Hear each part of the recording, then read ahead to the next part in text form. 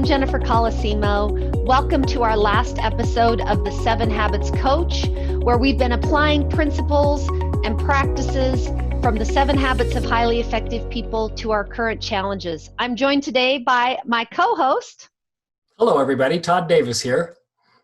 And we, in the last 9 episodes, have covered each of the 7 habits while highlighting the primary principles of each habit as they pertain to challenges we're dealing with right now. Habit 1, be proactive, is the habit of choice. I can choose my response to any situation. Habit 2 is begin with the end in mind. The principle here being the principle of vision and purpose, picturing where it is you want to be tomorrow, a week from now, a year from now, and as a personal mission statement at your retirement or your 80th birthday party, what you want your legacy to be. Habit 3 is put first things first. The principle here is about execution and personal management, doing the things day to day that establish you in achieving that vision. Again, these first 3 habits are all about what's mastering called the private victory, the victory over self. It helps us move from the state of dependence to independence. The next 3 habits are all about working together with other people in relationships to master the public victory, our effectiveness with others. Habit 4 is think win-win, based on the principle of mutual benefit and also abundance. It's the attitude, the mindset that we need to increase our trust with others. Habit 5, seek first to understand, then to be understood. The primary principle here is empathy, truly taking the time to understand the other person's point of view. This is the real skill of building trust with others. And then habit 6, synergize, based on the principle of creative collaboration. When we have that attitude of win-win or mutual benefit from habit 4, make the effort to take the time to truly understand each other, habit 5, then we are ready to collaborate, to solve our problems, to address our challenges and take charge of our opportunities in new and better ways, doing things better than either one of us could have been able to do on their own. Then surrounding these 6 habits is habit 7, sharpen the saw, the habit of renewal, of investing in yourself. And this is critical because it's the habit that powers all of the others. We are the only tool we have to address the situation in hand. I invest in myself, my well-being, so I have the energy and endurance to help those around me. Our intent of this web series, of this 7 Habits Coach, was to provide hope based on principles. And because we all know hope is great, but hope alone is not a strategy, we've shared helpful practices to actually put that hope into action. If there was a habit or an assignment that really hit home and resonated with you, maybe the circle of influence and circle of concern that I shared, for example, the best way to really internalize that is to teach it to someone else while it's still fresh on your mind. Walk them through it using your own examples and your own words. And hey, if you find yourself struggling or falling short, don't get discouraged. Remember how airplanes fly. When an airplane takes off, the plane has a flight plan.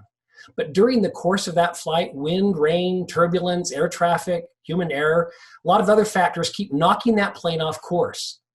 The planes are actually off course about 90% of the time. Don't know if you knew that. Don't know if you feel very comfortable knowing that, but they actually are. And the key is that the pilots keep making these small course corrections by reading their instruments, talking to the control tower to come back over and over again to the flight plan. So if you keep coming back to your plan, making small adjustments along the way, and keeping hope alive, you will reach your destination, as well as helping all of those around you reach theirs too. From the Jim Collins book, Good to Great, many of you are familiar with what is known as the Stockdale paradox. Commander Stockdale was a very senior naval officer who was a prisoner of war during Vietnam.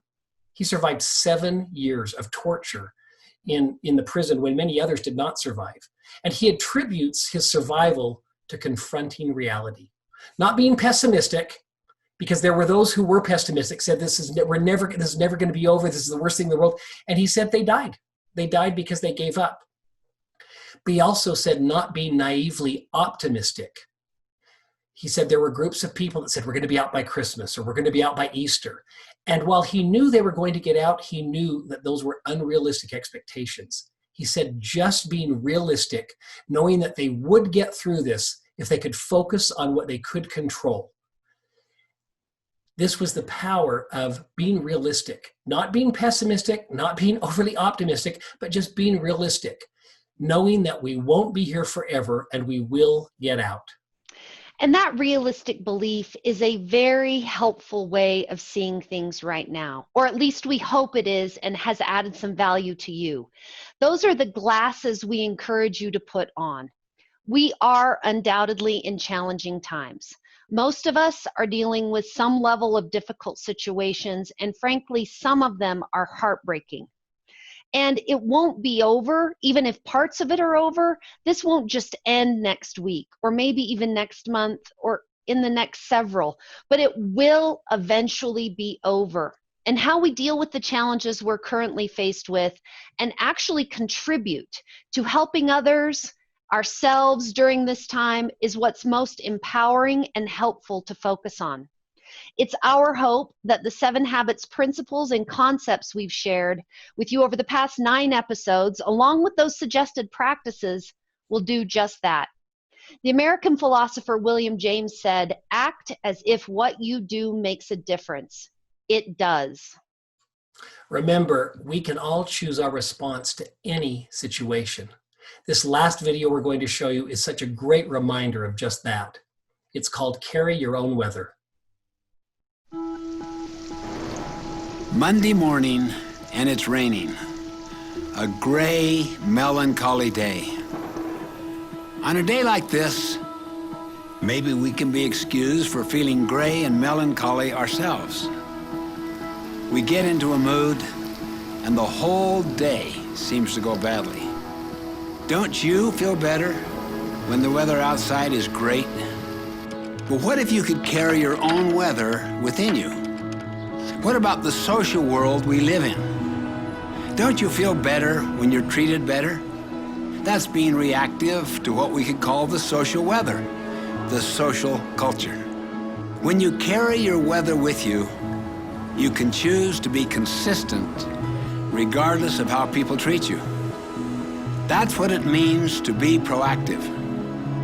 Being reactive is the opposite of being proactive, not taking responsibility for our own life. You always see yourself as a victim of the weather, of your moods, of someone who has it in for you. Habit 1 is based on the principle that your life is the result of your own decisions, not your conditions, not what's happening around you. That's why Habit 1 is so foundational, so basic. Unless you practice Habit 1, you can never practice the other habits of highly effective people. Years ago, I was doing research in a library in Hawaii. While thumbing through a book, I came across an idea that changed my whole outlook. The author said something like this: between what happens to us, that is the stimulus, and our response is a space. In that space lies our power and our freedom to choose our response. And in those choices lie our growth and our happiness. This insight sunk deep into my heart. Even in the midst of challenging circumstances, we have this exhilarating power to choose how we will respond. For instance, the great Viktor Frankl, the Jewish Austrian psychiatrist imprisoned in the death camps of Nazi Germany during World War II, experienced unbelievable indignities and tortures. He was raised to believe that you are basically a product of your childhood.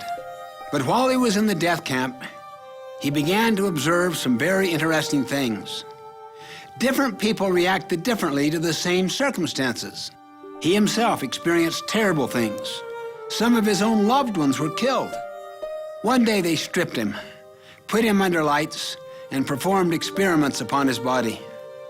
At that lowest possible point, he discovered what he called the last human freedom, the power to choose your own response to any condition, to anything that happens to you. During his darkest moments, Frankl would visualize himself lecturing to his students in Austria following his release. He pictured himself teaching them about the very experiences he was having then. He came to believe that the most basic human capability of all is that between stimulus and response, man has the freedom to choose. Frankl later determined the thing that enabled survival in the death camps was not necessarily intelligence or survival skills, but a sense of purpose, a contribution yet to be made. This became the basis for his brilliant autobiography, Man's Search for Meaning. It's not what people do to us that hurts us. It's our chosen response to what they do that hurts us. As Gandhi put it, they cannot take away our self-respect if we do not give it to them. We must simply never build our emotional life around the weaknesses of other people. Otherwise, we give them permission to continue to mess up our lives. We give our future away. Several years ago, I was making a presentation on this subject of proactivity, and a woman stood up in the middle of my speech and started to give a speech on her own, spontaneously. She was filled with explosive learning and excitement. You could see in her eyes, her gestures, her body language. And then she sensed the inappropriateness of what she was doing. She sat back down. I could hardly wait until the break to talk to her. "What happened to you?" I asked. She shared her story. She said, "I'm the full-time nurse to an extremely miserable man. He doesn't even acknowledge me, let alone show me any form of appreciation."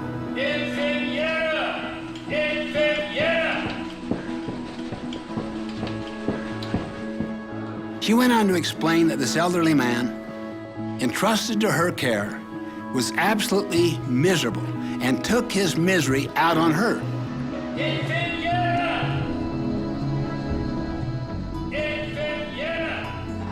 She was becoming more and more depressed and hated the thought of going to work each day and facing this irritable man. All of the other nurses felt the same way. They talked even of his demise, wished for it, hoped for it, while they were taking care of him. Then she said something to me. "For you to stand up there and suggest that I am choosing to be miserable was almost too much. But then, listening to you, I suddenly realized that I do choose to be miserable. Before, I believed I didn't choose it. He made me. But then I realized how dependent I am. I'd given my power over myself to him and his miserable behavior." "As I thought about what you were saying," she said, "I realized I had the power to choose and felt like I had been let out of prison. That's why I stood up. I could not contain myself. I just can't tell you what that means. This feeling of freedom is almost overwhelming. We have the power and the freedom to choose, to create our own weather each day. As Fulton J. Sheen once said, each of us makes his own weather, determines the color of the skies in the emotional universe which he inhabits." As you saw in the video and the models that we see in the video, the principles that are found in the 7 habits can help in many difficult situations, in even the most difficult situations, including the one we find ourselves in now. Thank you for joining us. Be safe. Thanks, everyone. If you'd like more resources to apply these concepts, please visit us at franklincovey.com/7habitstools.